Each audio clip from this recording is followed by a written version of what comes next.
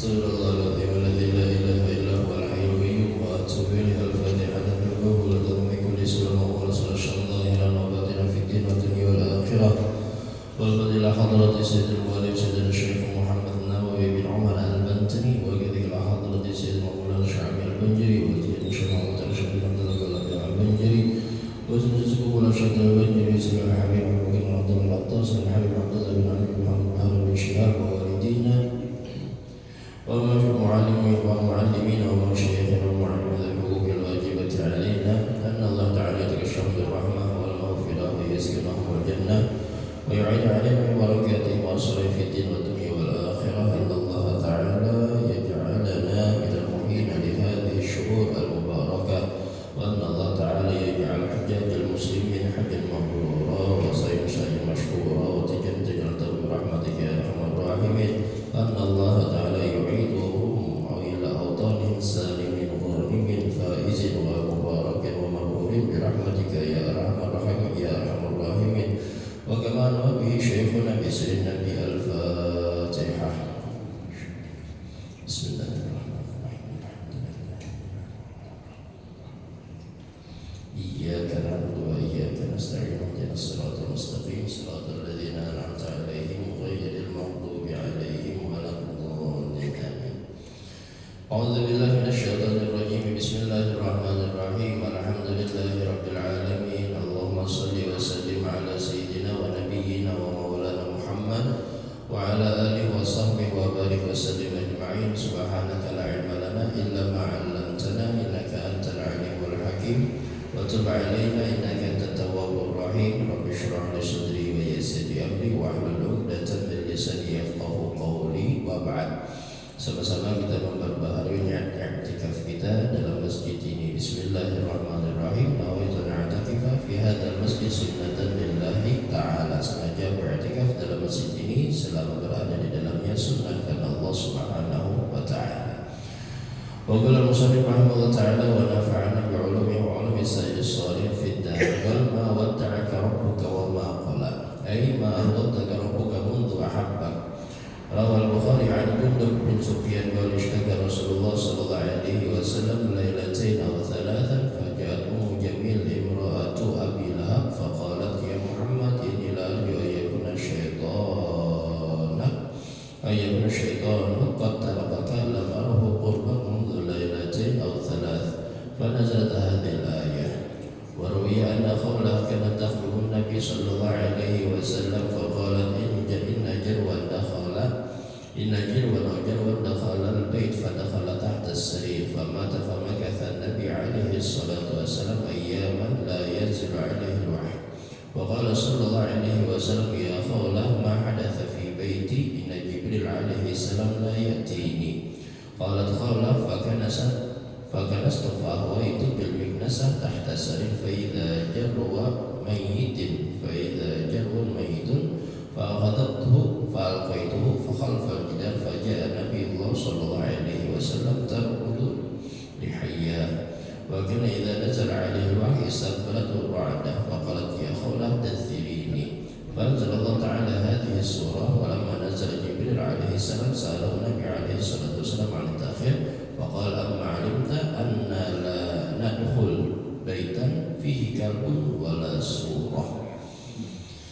Alhamdulillahirrabbilalamin yang telah memberikan nikmat kepada kita dan rahmat kepada kita, khususnya nikmat sembahyang subuh dan i'tikaf serta nunggu waktu isyraq, biasa melaksanakan isyraq berjamaah khususnya pada pagi hari ini, yang mana mudah-mudahan ini salah satu wasilah kita semuanya untuk meraih lebih banyak rahmatnya Allah, untuk lebih banyak meraih barakah dari Allah, untuk lebih memberikan kepada anak cucu zuriat kerabat kita wadah yang lebih utama, yang mana mudah-mudahan ini diterima oleh Allah Subhanahu wa ta'ala.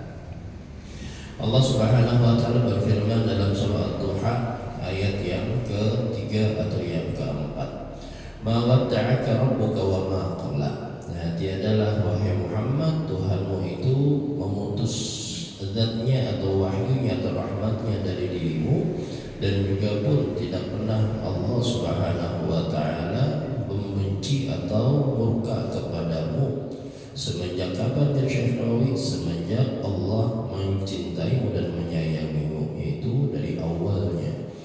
Nah, disebutkan ayat ini turun salah satunya karena perkataan Ummu Jamil yang merupakan istri dari Abu Lahab, istri daripada Abu Lahab yang bernama Aurah atau Arwa, yang mana beliau mengatakan bahwa wahai Muhammad, inilah arju ayyakuna syaitanu qad tarakaka.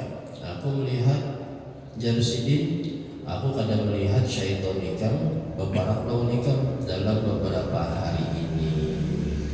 Maka turunlah ayat ini bahwa ma wadda'aka rabbuka wa ma qala. Ada wahai Muhammad, Allah tu kadang pernah sarik, kadang pernah murka, kadang pernah meninggalkan ikam. Jadi artinya apa? Langsung Allah Ta'ala yang mengomentari perkataan Ummu Jamil yang merupakan istri dari Abu Lahab.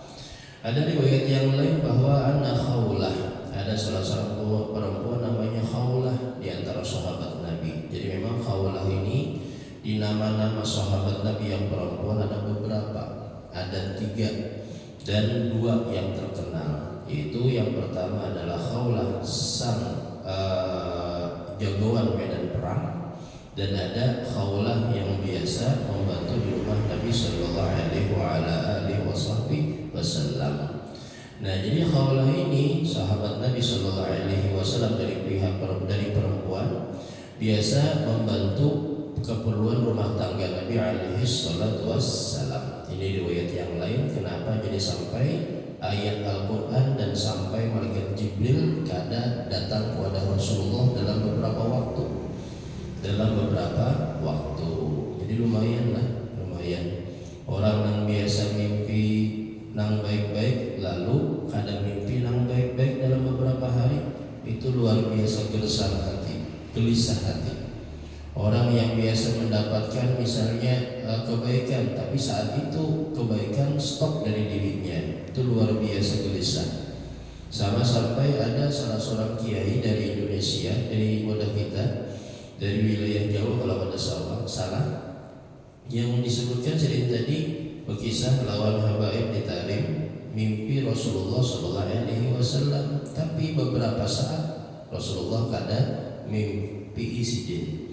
Jadi sampai saking gelisahnya datang ke Tarim dan ziarah kepada beberapa ulama di sana.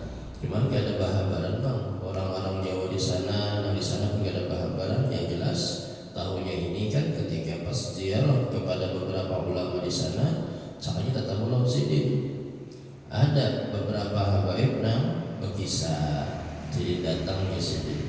Dan Habibnya nih, jelasnya Habib Muhammad bin Ali bin Abu Bakar Al-Junaid. Sidin datang Muhammad Tayyid Sidin tuh berlapor bahwa Rasulullah kadang menemui dalam mimpi beberapa malam sampai gelisah, dan akhirnya datang belang ke Tarim minta solusi dan kayak caranya supaya kawat mimpi lawan Rasulullah Sallallahu Alaihi Wasallam. Jadi artinya singkatnya, nang kayak apapun keadaan kebaikan yang Allah berikan kepada seseorang itu akan mempengaruhi kalau tersentuh, apalagi urusan yang sakral, yang suci, yang luar biasa seperti urusan wahyu. Wajar itu luar biasa. Nah, jadi disebutkan cerita di akhirnya apa? Faqalat. Nah, Khawlah biasa membantu di rumah Rasulullah. Faqalat, maka bersabda Rasulullah, berkata Khawlah ini kepada Rasulullah, inna jarwan dakhala al-bait, bahwa ada seekor anak hewan, adalah anak anjing yang masuk ke rumah Nabi Sallallahu Alaihi Wasallam. Disebutkan oleh Khawlah tadi. Inna jarwan dakhala al-bait fadakhala tahta as-sarir, masuk ke dalam rumah Nabi dan bersembunyi di bawah sarir Nabi, di bawah ranjang Nabi Sallallahu Alaihi Wasallam. Nah, famat, lalu meninggal, lalu mati binatang tadi mati. Famat kata Nabi Sallallahu Alaihi Wasallam. Nah, ketika matinya tadi anak anak binatang tadi mati, famakathan Nabi ayyaman la yanzilu alaihi wahyi. Selama matinya tadi, maka beberapa hari tidak turun wahyu. Beberapa hari tidak turun wahyu. Faqala sallallahu alaihi wasallam ya Khawlah ma hadatsa fi bait. Maka Rasulullah bermusyawarah lawan Sayyidatuna Khawlah, wahai Khawlah, jasin ma hadatsa fi baiti, apa yang terjadi pada rumahku? Ujar Rasulullah sallallahu alaihi wasallam, apa yang terjadi pada rumahku? Inna Jibril alaihi salam la ya'tini. Jibril kada datang ke wadahku. Jadi Jibril kada maelangi. Jibril kada maelangi. Ramilah berarti kawan lawan malaikat Jibril lah. Kamu ngalih tak mulai malaikat Jibril, cari orang akan ngarani Jibril. Banyak kali banyak ngarani Jibril lah. Jibril, Mikail, asal jangan Israel. Nah, jadi ada datang malaikat Jibril alaihi salam tadi ke wadah Rasulullah sallallahu alaihi wasallam. Ada juga sahabat Nabi Nang Sidin tadi dalam kitab Syarah Sidin Masalah biasa melihat malaikat. Biasa melihat malaikat. Jadi malaikat memang kayaknya nyata di zaman bahari lah. Kawan dilihat langsung. Khususnya memang beberapa orang. Mungkin di wadah kita mungkin ada yang bisa melihat proses seperti itu. Tapi mungkin gak ada Jibril. Kalau Jibril datang berarti ada ciri-ciri sesuatu tuh. Dan malaikat Jibril akan turun ke dunia, masih turun ke dunia karena beberapa hal. Salah satunya adalah mengambil wahyu, mengambil Quran disebutkan. Nah, mengambil barokah disebutkan. Jadi ada beberapa kali turun semenjak Rasulullah SAW wafat atau mati. Nah, jadi sahabat Nabi itu pun biasa melihat malaikat. Mungkin ya tadi saat ini mungkin ada masih di kalangan muslimin yang bisa melihat malaikat, mungkin lah nang asli tapi nang kada kegayaan, nang kada palsu. Sebab Nabi sallallahu alaihi wasallam bisa saja orang itu menemui seseorang yang palsu. Sabda Rasulullah sallallahu alaihi wasallam, syaitan kada kawa menyerupai aku. Berarti syaitan kawa menyerupai nang lain. Berarti syaitan kawa menyerupai nang lain. Berarti kan kamu pede gitu. Aku malam tadi bertamu atau kelampaian kan inggih iya gerak. Jadi malam tadi kita bertamu lawan Syekh Abdul Qadir Jilani iya gerak. Kenapa? Karena selain Rasulullah kawa diserupai oleh syaitan. Kawa diserupai oleh syaitan. Makanya kadang-kadang kita hendak mencek kebenaran, salah satunya lihat dan kayak kita. Apakah kita jadi termasuk orang yang soleh? Itu yang pertama. Yang kedua, termasuk guring kita jadi guring yang soleh atau kada? Jadi guring kita sebelum guring kita itu apakah dimulai dengan bacaan, zikir, wirid, amalia kayak wudu dan sembahyang atau kada? Kalau kada, kemungkinan besar. Kalau kada, kemungkinan besar lain sidin. Artinya apa? Bisa korin dari kelampaian, bisa korin Abah Gurus Kumpul, bisa korin Syekh Abdul Qadir Jilani. Lain asli sih lain tapi jin. Karena kalau ibu nak mengaku kada. Sebab jangan bisa lain aku kawan disurupai oleh syaitan. Aku kada kawan disurupai oleh syaitan. Nah, jadi sahabat Nabi pun melihat sahabat malaikat, tapi saya lapor kepada Rasulullah. Ya Rasulullah, ulun garing apa? Jadi kita garing ambien bawasir parah sudah. Nah, di situ apa yang saya doakan ulun supaya sembuh. Didoakan Nabi Sallallahu Alaihi Wasallam, alhamdulillah sembuh. Kawat seperti biasa, sembahyang nyaman, beribadah nyaman, kadang-kadang tadi. Kadang-kadang apa gini zaman bahari, nah kayak apa caranya? Ya kalau supaya sembuh tadi kadang-kadang memasukkan istilah ke dalam dubur tadi mau sakit luar biasa. Nah jadi tapi beberapa waktu kemudian datang pulang kepada Rasulullah. Ya Rasulullah, ulun ini biasa melihat malaikat. Ulun ini biasa melihat malaikat. Proses malaikat terulang keliling ke ujung-ujung tadi melihat dan bersalaman dengan malaikat. Biasa tadi. berdialog apa istilahnya, berinteraksi dengan malaikat lah, melihat. Dan tapi di sini limbah sembuh semalam, orang tidak pernah lagi melihat malaikat. Jadi Nabi Shallallahu Alaihi Wasallam pilih mana dia, pilih garing tapi melihat malaikat, pilih sehat tapi kada melihat malaikat. Pilih mana dia? Pilih salah satu. Ya mungkin itu di sini disebutkan dalam kitab itu, mungkin itu belikan jangan ambien ulun, belikan ambien ulun, doa pulang. Akhirnya kau melihat malaikat dan ambien pun keluar pulang bahasa. Nah itulah nangjan ulama kita kan begiringan antara musibah lawan nikmat. Begiringan antara musibah lawan nikmat. Disebutkan Habib Abdullah bin Ali bin Muhammad bin Alawi bin Muhammad Al-Haddad Sahibul Ratib itu menjadi wali kutub lumayan panjang disebutkan. Menjadi wali kutub sampai disebutkan 50 tahunan. Tapi disebutkan Sidin mempunyai penyakit yang pertama buta disebutkan. Jadi akhirnya memang dalam keadaan sehat, tapi suatu ketika ada sebuah penyakit yang mengolasin panas luar biasa sampai membawa kepada kebutaan. Itu yang pertama, halus masih. Yang kedua, Sidin tadi pun disebutkan bahwa garing panas atau melihat dingin tadi sekian puluh tahun.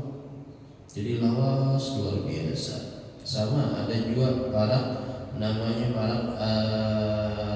kuburan Muhajirin Allah Sayyidina Muhammad bin Isa itu ada di situ, Al-Habib Muhammad Al-Absyi. Nah itu sebutkan kita juga garing lawas lumayan lawas. Itu tadi begiringan tadi. Nah disebutkan Rasulullah SAW pun disebutkan gara-gara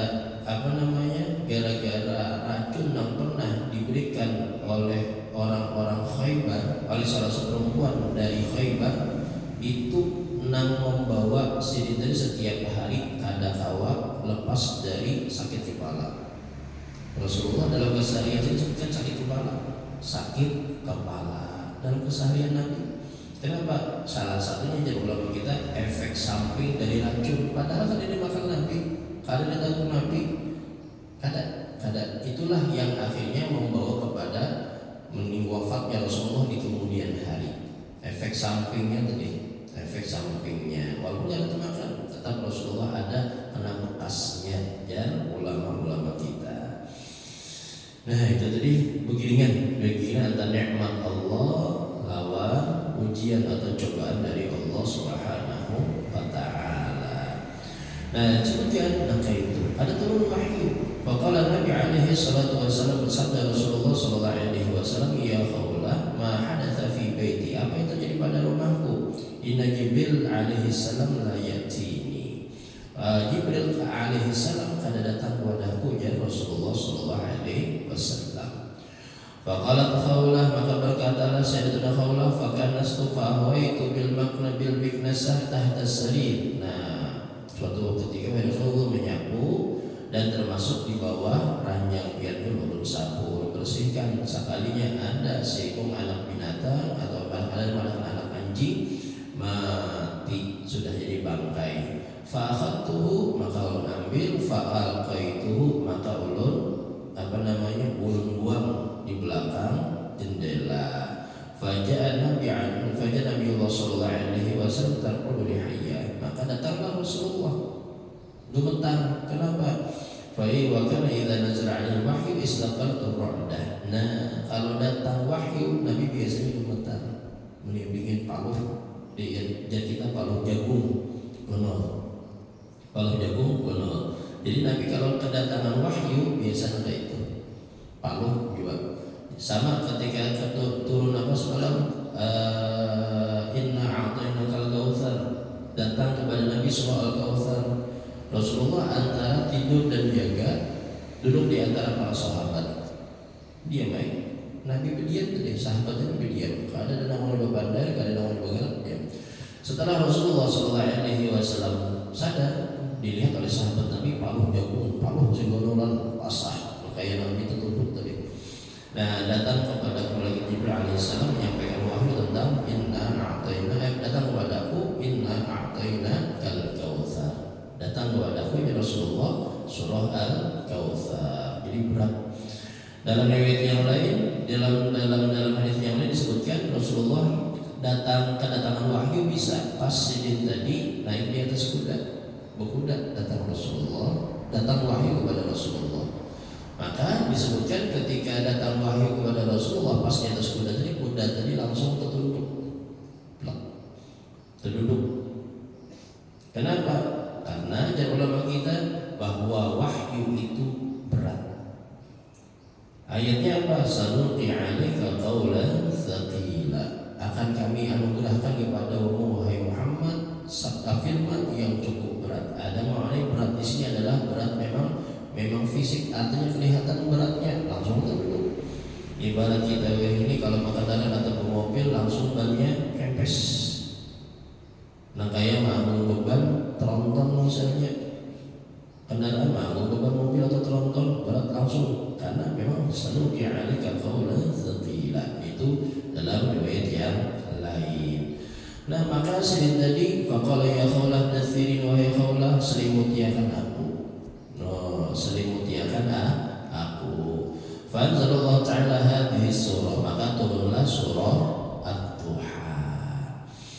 Walamma nazala Jibril alaihi salam sa'alahu Nabi, maka ketika datang malaikat Jibril alaihi salam datanglah ditakuni Nabi sallallahu alaihi wasallam. Alit ta'akhur, wahai Jibril kenapa beberapa hari kada sampai kada turun kepadaku? Nah, katakan Rasulullah, klarifikasi Rasulullah sebagai bahan introspeksi diri, sebagai bahan muhasabah, menghitung kenapa ada apa kurangnya.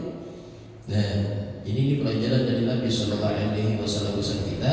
Kalau kita tertimpa sebuah musibah atau keadaan, maka yang paling baik adalah mengintrospeksi atau memuhasabah diri kita. Memuhasabah diri kita. Kada usah menyalahkan pihak ketiga. Kadang-kadang kita bisa menyalahkan pihak ketiga dan biasa disalahkan adalah orang. Biasanya yang menjadi kambing hitam adalah orang. Ini digawi orang nih, belum apa digawi orang sudah. Digawi orang biasa kayak itu ya, akhirnya mencari tahu siapa orangnya. Wah, jadi kayak sidin tadi dihiri orang. Nah kayak dihiri orang. Nah bisa jadi gara-gara diri seorang, bisa jadi gara-gara diri seorang, bisa kadang. Jadi Rasulullah manapun nih, lalu kesan apa? Bahan muhasabah diri, bahan introspeksi diri. Kenapa? Sebagai apa? Supaya kainan ada lagi. Ada lagi. Laki kenapa jadi bersarikan lawan bini kenapa menyakiti laki? Introspeksi. Kenapa sebabnya? Anak nak itu juga kenapa? Kuitan pindah sare kenapa? Anak pun pindah jauh lawan kuitan. Maka sebagai bahan muhasabah. Sebagai bahan muhasabah yang kedepannya harapannya mudah-mudahan kau memperbaiki diri, supaya diri lebih sempurna dari diri kita sebelumnya, supaya diri kita lebih sempurna. Kayak organisasi kan, organisasi itu ada istilahnya evaluasi limbah tuntung acara, misalnya IO atau acara apa kan, di mana itu ada evaluasi. Apakah kekurangan kita hari ini? Acara ini apa kurangnya? Bagian acara apa kurangnya? Bagian penerimaan tamu apa kurangnya? Bagian konsumsi apa kurangnya? Ataupun kurang catati buku akan sebagai bahan karena pas acara selanjutnya kekurangan ini jangan terjadi lagi. Tapi pasti di kemudian acara insya Allah pasti ada kurang, tapi yang lain. Nang semalam sempurna bisa jadi kurang, nang semalam kurang bisa jadi lebih kurang, bisa jadi sempurna. Jadi kadang mau nang sempurna sehingga rami hidup kita. Amun flat datar aja, sempurna aja, kadang rami hidup. Justru jadi ulama kita karena ada syaitan jadi rami hidup. Karena ada syaitan jadi rami hidup. Jadi pemusuhan. Itu kayak apa? Menanggulangi supaya ada pemusuhan. Nah, ada kalau menanggulangi ya tetap baik. Kayak caranya supaya orang masing-masing ada nang musuhan lalu kau menambahi, ada tetangga nang sarik lalu kau menambahi supaya tetangga tadi ampe sarik. Kenapa? Dengan cara batakun silaturahmi belang kenapa biar sarik. Ada juga nang hakun ampe sarik, ada juga nang tetap sarik, ada nang makin sarik, ada nang tetangga saling menuntut di pengadilan. Sangat mungkin itu kan tadi supaya apa? Supaya ramai kehidupan. Amun fly aja ramai tadi juga. Ada ramai tadi, ada ramai. Nah disebutkan salah satu hikmahnya, makanya dalam kitab hikmah itu ada antipian. Kadang-kadang kita mesti berterima kasih lawan syaitan. Antip juga. Kita berterima kasih lawan syaitan. Kenapa? Berkat syaitan kita kawan naik level. Kenapa? Ujian.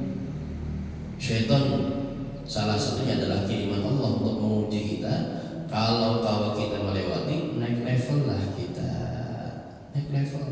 Naik level kepada yang lebih tinggi sampai menuju nang paling titik, nang paling baik dan paling sempurna dalam kehidupan kita.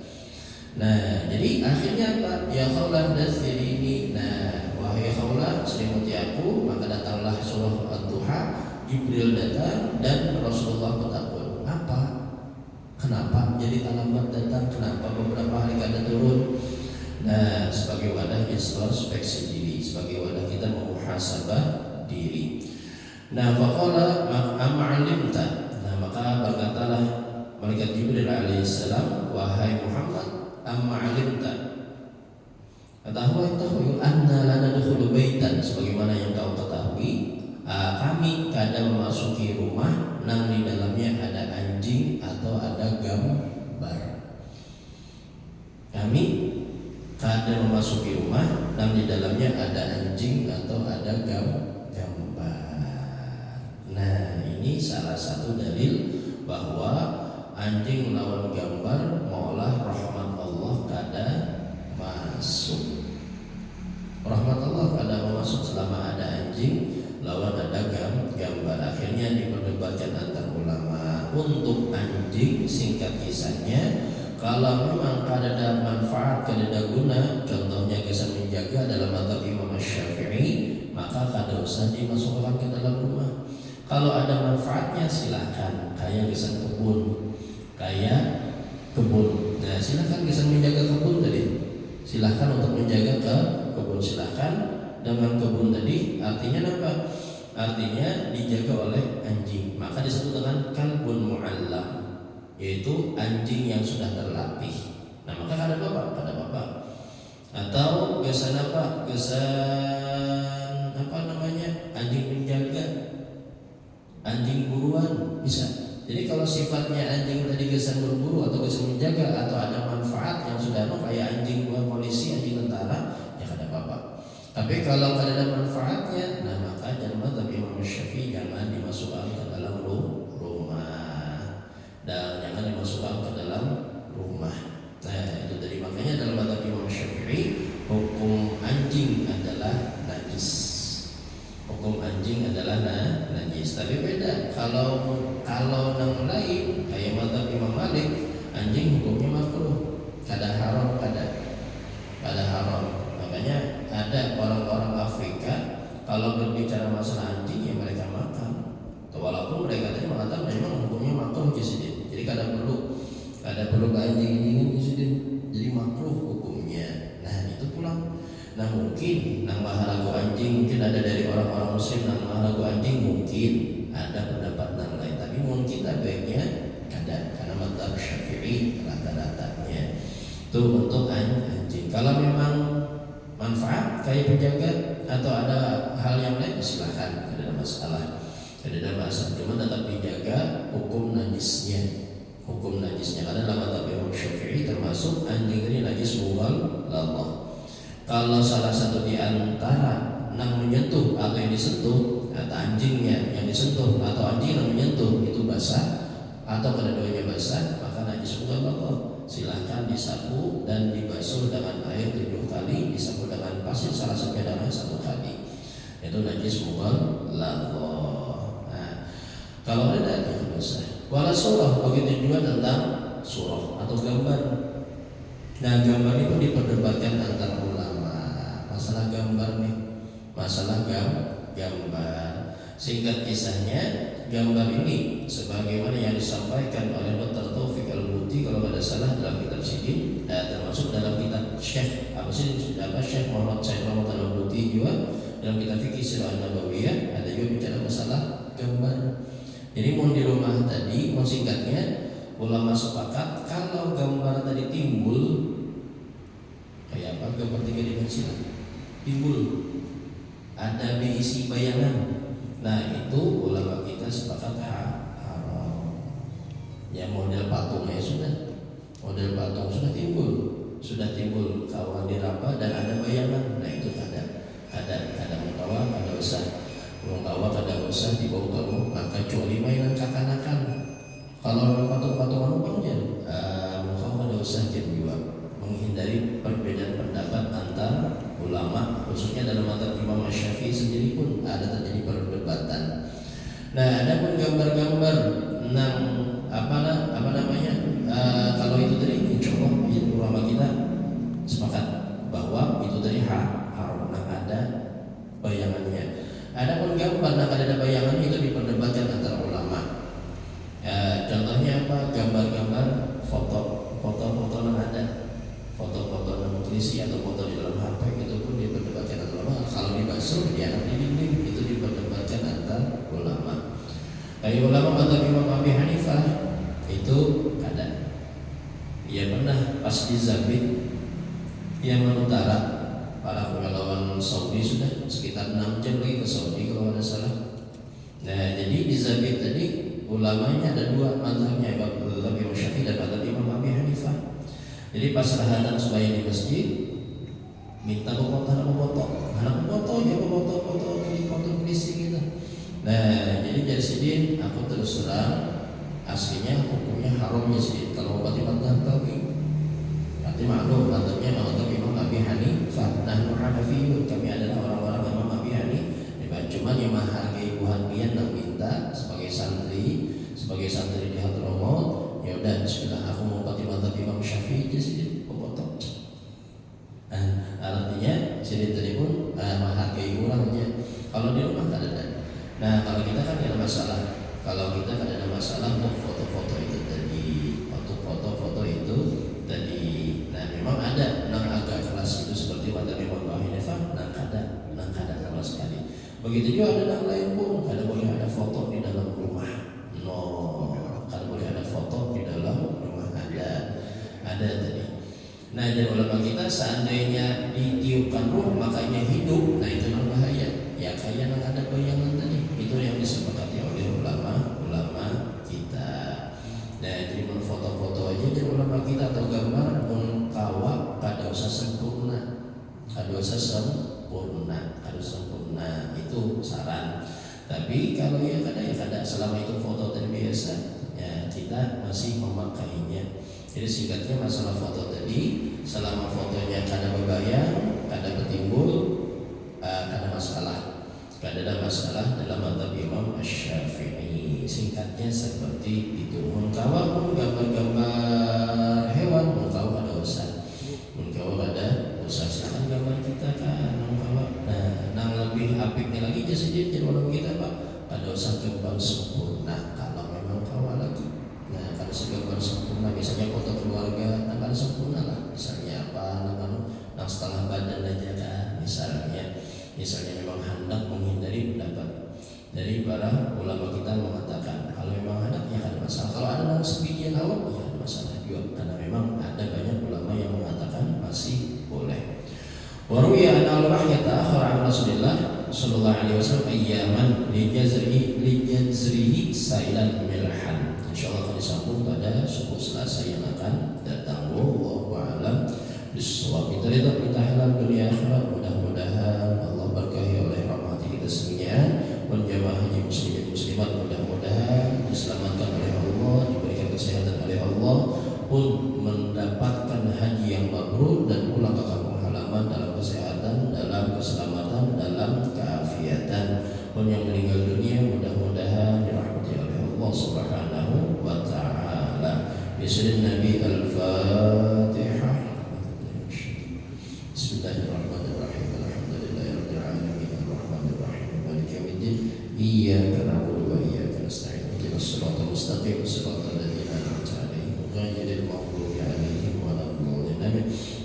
Bismillahirrahmanirrahim. Alhamdulillahirabbil alamin. Allahumma shalli wa sallim ala sayyidina Muhammad wa ala alihi wa sahbihi wa barik wa sallim ajma'in. Allahumma ighfir lana dhunubana wa kaffir 'anna sayyi'atina wa tawaffana ma'al abrar lana wa li walidina jami'il muslimin wal muslimat. Allahumma nas'aluka Allah warzuqna min 'indika fadlan 'azima wa akhlaqan karima wa qalban salima kama razaqta sayyidina wa habibana